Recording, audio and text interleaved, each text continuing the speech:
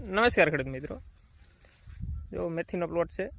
80 દિવસની મેથી છે. મેથીમાં આપણે બે પ્રકાર હોય, ઝીણી મેથી અને જાડો મેથો. ઝીણો દાણો અને જાડો દાણો એ રીતના મેથીમાં બે પ્રકારની મેથી આવે. એમાં જાડો મેથો આવે તેનું વાવેતર કરેલું હોય. વધારે પૂરતું જાડા મેથાનું જ વાવેતર થતું હોય. આ આપણે માર્કેટમાં વધુ હાલે, ભાવ બજાર પણ સારા મળે અને ઉતારો પણ જાડા મેથાનો સારો મળે. એટલા માટે જાડા મેથાનું જ વાવેતર થતું હોય. આપણે મેથીમાં ખાસ કરીને ફૂગનાશક અને ઈયળનો દવાનો છંટકાવ કરવો જોઈએ. ફૂગનાશકમાં આપણે સફેદ સરોડનો ઉપદ્રવ જોવા મળતો હોય આપણે મેથીમાં, અને બીજો ઈયળનો ઉપદ્રવ જોવા મળતો હોય. આપણે કઈ કઈ દવાના છંટકાવ કરવા જોઈએ તે આપણે યુટ્યુબમાં વિડીયો મૂકેલો છે.